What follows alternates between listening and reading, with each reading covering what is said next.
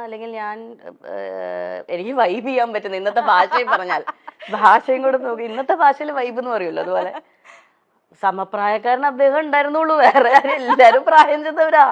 പിന്നെ ഞാൻ ഈ വയസ്സായ ആൾക്കാരുടെ കൂടെ കറങ്ങി അടിച്ച് നടക്കും. ഞാൻ എന്താ എന്നെ കൊണ്ട് മിക്കവാറും അതെടുക്കൂ ഇതെടുക്കൂ കുട്ടി ലൈറ്റ് ഓഫ് ചെയ്യൂ ഫാൻ ഇടൂ ഓടി നടന്ന് കാര്യങ്ങൾ ചെയ്ത് 19 വയസ്സല്ലേ ഉള്ളൂ, 19-20 വയസ്സ് സമയത്ത് അതേ സമപ്രായക്കാര് സിനിമ സെറ്റിൽ ഉണ്ടാവുക എന്ന് പറയുന്നത് വളരെ കുറവാണ്. വളരെ കോ ആക്ടേഴ്സ് ഉണ്ടെങ്കിലേ ഉള്ളൂ.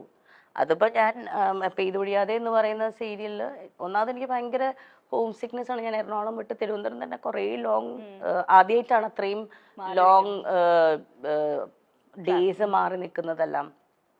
പിന്നെ നമുക്ക് ഒരു ഷോട്ട് കഴിഞ്ഞ് അഭിനയിച്ചാൽ ബുക്ക് വായിക്കും, അത്രേ ഉള്ളൂ. പിന്നെ അതല്ലാതെ കുറെ നേരം ക്യാമറ അദ്ദേഹത്തിന്റെ കൂടെ പോയി സഹായിക്കും, കുറെ നേരം ഡയറക്ടർ സാറിനെ കൂടെ പോയി സഹായിക്കും, ഇതൊക്കെ തന്നെയുള്ളൂ.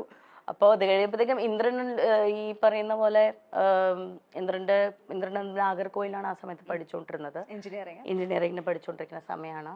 അപ്പോൾ ഇന്ദ്രൻ ഈ അമ്മേനെ ലൊക്കേഷനിൽ കൊണ്ടുവിടാൻ വരും, പിന്നെ ലോങ് വീക്കെൻഡ്സ് ഉള്ള സമയത്തൊക്കെ സെറ്റിൽ വരും.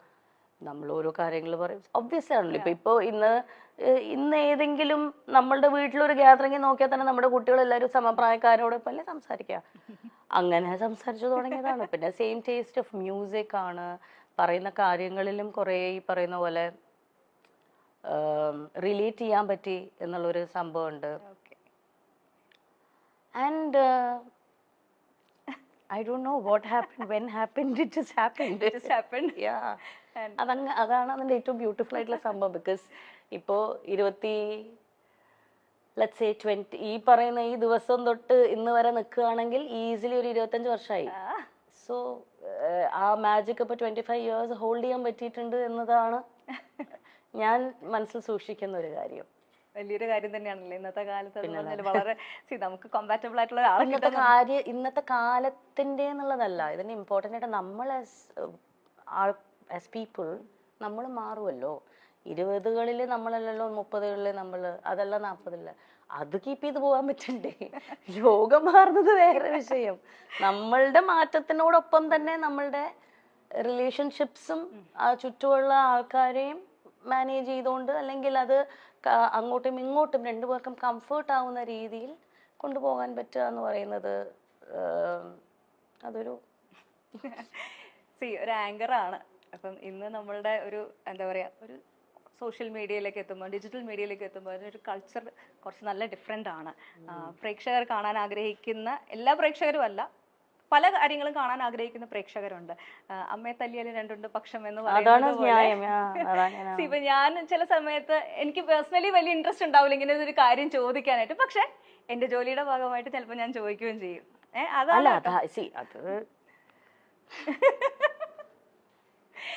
അപ്പൊ ആ ഒരു അങ്ങനെ ഒരു ആങ്കറിങ്ങിൽ വന്നിട്ടുള്ള ഒരു മാറ്റം, ഇപ്പം ഇന്റർവ്യൂസ് ഇതേപോലെ കഥ ഇതുവരെ അല്ലാതെ തന്നെ ഒത്തിരി നല്ല നല്ല ഇന്റർവ്യൂ പ്രോഗ്രാംസ് ചെയ്തിട്ടുണ്ട്. ഞാനൊക്കെ കണ്ടു ഒരുപാട്. നമ്മുടെ അപ്പൂസൊക്കെ ഭയങ്കര ഫാനായിരുന്നു കേട്ടോ. കഥ ഞങ്ങളുടെ ചാനലിൽ തന്നെ ഇങ്ങനെ ഒരു ഷോ കോൺസെപ്റ്റ് കൊണ്ടുവന്നത് കഥ ഇതുവരെ ഇൻസ്പയർഡ് ആയിട്ടാണ്. അപ്പോൾ താങ്ക് യു. അപ്പോൾ ഈ ഒരു മാറ്റം ഇപ്പം ഞാനിത് പറയാൻ കാരണം, മല്ലികാമ്മേനെ ഏത് ഇന്റർവ്യൂവിൽ കണ്ടാലും ബേസിക് ആയിട്ട് ചോദിക്കുന്ന ഒരു കാര്യമുണ്ട് മരുമക്കളെ പറ്റിയിട്ട്. അപ്പം എന്തെങ്കിലുമൊക്കെ പോയി പറയുകയും ചെയ്യും. അത് കിട്ടാൻ വേണ്ടിയിട്ട് നമ്മൾ എന്തെങ്കിലും ഒരു സാധനം ഇട്ട് കൊടുക്കും. അത് നിങ്ങൾ ചിരിക്കൊന്നും വേണ്ട, അമ്മ നല്ല മിടിക്കുക. അമ്മയ്ക്ക് അറിയാം നിങ്ങൾക്ക് എന്താ വേണ്ടെന്ന്. അതുകൊണ്ടാണല്ലോ നിങ്ങൾ പിന്നെ പിന്നെ ചോദിക്കുന്നേ. നിങ്ങൾക്ക് ആവശ്യമുള്ള സാധനം അമ്മ തരുന്നുണ്ടല്ലോ, അത്ര അറിഞ്ഞാൽ മതി. എനിക്ക് സോഷ്യൽ മീഡിയയിൽ എന്താണ് ട്രെൻഡ്, എന്താണ് പ്രേക്ഷകന് വേണ്ടത്, എന്താണ് ചാനലിന് വേണ്ടതെന്ന് കൃത്യമായി അറിയുന്ന വേറൊരു വ്യക്തി ഉണ്ടോ എന്ന് എനിക്ക് ഇപ്പോഴും സംശയം. അമ്മയുടെ ഞാനെപ്പോഴും അത് പല ഇന്റർവ്യൂസിലും ഞാനത് പറഞ്ഞിട്ടുണ്ട്. അമ്മയുടെ പ്രായത്തിൽ അത്രയും റെലവെന്റ് ആയിട്ട് നിൽക്കാൻ പറ്റുക എന്ന് പറയുന്നത് ഭയങ്കര ഡിഫിക്കൽട്ടായിട്ടുള്ളൊരു കാര്യം തന്നെയാണ്. അത് ഇന്നത്തെ ജനതയ്ക്ക് എന്താണ് ഇഷ്ടം, അല്ലെങ്കിൽ ഇന്നത്തെ ജനതയ്ക്ക് റിലേറ്റ് ചെയ്യാൻ പറ്റുന്ന രീതിയിലുള്ള കാര്യങ്ങൾ സംസാരിക്കുകയും അവർക്ക് മനസ്സിലാവുന്ന രീതിയിൽ അത് എക്സ്പ്രസ് ചെയ്യാൻ പറ്റുക എന്ന് പറയുന്നത് ഭയങ്കര ഇമ്പോർട്ടൻ്റ് അല്ലേ. അപ്പം അമ്മ അതിൽ മിടിക്കുകയാണ്. ഞങ്ങളുടെ ചാനലിൽ തന്നെ വന്ന പ്രോഗ്രാമിൽ വന്നൊരു വേറൊരു സാധനം കൂടി ഞാൻ കാണിച്ചു തരാം കേട്ടോ. അമ്മയുടെ ആൻസർ പറഞ്ഞു, ഇത് കേട്ടിട്ട് മരുമക്കളുടെ റെസ്പോൺസ് നമ്മൾ ഇതിൻ്റെ ഒരു റിയാക്ഷൻ ആക്ച്വലി വേറെ വന്നിട്ടുണ്ടായിരുന്നു. ഇത് ട്രോളാണ് കേട്ടോ. ഞങ്ങൾ ചാനലുകാർക്കുള്ള ട്രോൾ. ആന്റി കുറച്ച് ഫ്രഷ് ക്വസ്റ്റ്യൻ എടുക്കട്ടെ. മല്ലികാന്റിക്ക് ഏറ്റവും ഇഷ്ടമുള്ള മരുമോൾ സുപ്രിയാണോ പൂർണിമയാണോ? ഇന്ദ്രജിത്താണോ പൃഥ്വിരാജാണോ മല്ലികാന്റിക്ക് ഏറ്റവും ഇഷ്ടം? അടുത്തത് റാപ്പിഡ് ഫയർ ആണ്. 3 ആളുടെ പേര് പറയാം. അതിൽ ഒരാളുടെ പേര് മല്ലികാന്റി പറഞ്ഞേ പറ്റുള്ളൂ. മല്ലികാന്റിക്ക് ഏറ്റവും ഇഷ്ടമുള്ള പേരക്കുട്ടികൾ ഇവരിൽ ആരാണ്? അലങ്കൃത, പ്രാർത്ഥന, നക്ഷത്ര. ഇഷ്ടമില്ലാത്തത് പറയാട്ടാ. ഏറ്റവും സെൽഫിഷായ മരുമോൾ സുപ്രിയാണോ പൂർണിമയാണോ? ഇത് നിങ്ങൾക്കെതിരെയുള്ള ട്രോളാണ്. മല്ലികാന്റി പോലെ ഒരു ഫ്രഷ് ക്വസ്റ്റ്യൻ കൂടി ഉണ്ട്. ഇന്ദ്രനാണോ പൃഥ്വിയാണോ? നല്ല മക്കൾ ഇവരാരാണ്? ഇതിന്റെ വേറെ സംഭവം ഒറിജിനൽ സാധനം ഞങ്ങളുടെ ചാനലില് മല്ലികാമ്മയുടെ ഷോ വന്നപ്പം വന്ന ക്വസ്റ്റ്യൻ മീഡിയ ഓഡിയൻസിന്റെ ഇടയിൽ നിന്ന് വന്നതാണ്.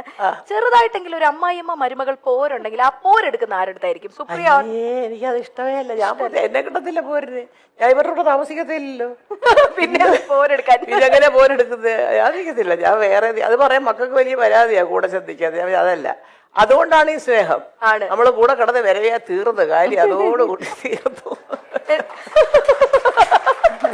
അല്ല, എന്നാൽ ഒരു ഇച്ചിരി മല്ലികാന്റിക്ക് ഒന്ന് ഇവളെ ഒന്ന് സൂക്ഷിക്കുന്നതാണ് നല്ലതെന്ന് തോന്നിയത് ഇവരിൽ ആരെയാണ്? നിങ്ങൾക്കിത് എന്താണ് എന്തറിഞ്ഞാലാണ് നിങ്ങൾക്ക് സന്തോഷാവുക? എനിക്കതറിയാം. ഏത് ഉത്തരം കിട്ടിയാലാണ് നിങ്ങൾക്ക് സന്തോഷാവുക? എന്താ നിങ്ങൾ കേൾക്കാൻ ആഗ്രഹിക്കുന്നത്? ഇത് കേൾക്കുമ്പോ എന്താ തോന്നുന്നു ശരിക്കും? ഇല്ല, എനിക്ക് അങ്ങോട്ടാ ചോദിക്കാനല്ലോ. നിങ്ങൾ ചോദിക്കുന്ന ചോദ്യങ്ങൾക്ക് അതനുസരിച്ച് ഉത്തരം തരാലോ എന്ന് വെച്ചിട്ടാണ് ചോദിക്കണം കേട്ടോ. എന്ത് കേട്ടാലാണ് നിങ്ങൾക്ക് കൂടുതൽ സന്തോഷം? സത്യം പറയല്ലോ, എനിക്ക് അറിയത്തില്ല. ഞാൻ ഈ ക്വസ്റ്റ്യന്റെ ആളല്ല.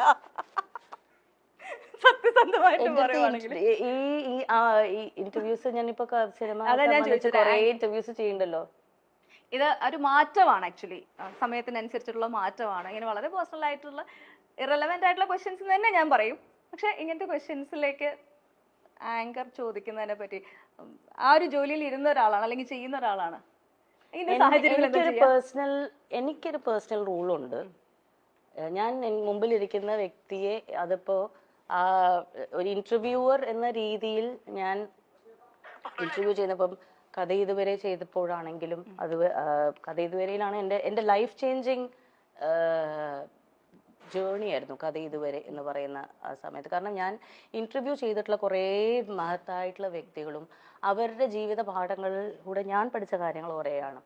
കാരണം ഞാൻ അവരെ മുമ്പിൽ ഇരുത്തുന്നതിന് മുന്നേ കുറേ അവരെക്കുറിച്ച് പഠിച്ചിട്ടാണ് അവിടെ ഇരിക്കുന്നത്. ഒരു പ്രോപ്പർ ഹോംവർക്ക് ചെയ്ത് ഒരാഴ്ചയോളം അവരുമായി മാനസികമായി സഞ്ചരിച്ചിട്ടാണ് നമ്മൾ ഒരു ഇന്റർവ്യൂവിന് അവരെ കൊണ്ടിരുത്തുന്നത്. ആ സമയത്ത് എനിക്ക് ആ മുമ്പിലിരിക്കുന്ന വ്യക്തിക്ക് ഏറ്റവും ഉചിതമായിട്ടുള്ള അദ്ദേഹം അവിടെ ഇരിക്കുമ്പോൾ അദ്ദേഹത്തിന്റെ മനസ്സിൽ ഓർത്ത് വെക്കാൻ പറ്റുന്ന സന്തോഷം അല്ലെങ്കിൽ അദ്ദേഹത്തിന് സന്തോഷം കൊടുക്കുന്ന കുറച്ച് നിമിഷങ്ങൾ മനസ്സിൽ കൊടുക്കണം എന്നത് മാത്രമേ ഞാൻ വിചാരിക്കാറുള്ളൂ.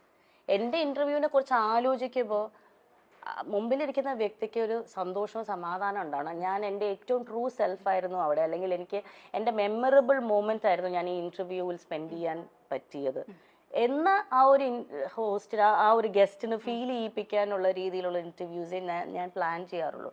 ഒരിക്കലും മുമ്പിലിരിക്കുന്ന വ്യക്തിയെ ഡിസ്റെസ്പെക്ട്ഫുൾ ആയിട്ട് അവർക്ക് അൺകംഫർട്ടബിൾ ആയിട്ടുള്ള രീതിയിൽ ചോദിക്കരുത് എന്ന് തന്നെ എനിക്കൊരു പേഴ്സണൽ ആയിട്ടുള്ള അതെൻ്റെ പേഴ്സണൽ സംഭവമാണ്. റൂൾ ബുക്കിൽ പ്രധാനമായി വരുന്ന ഒരു കാര്യമാണ്.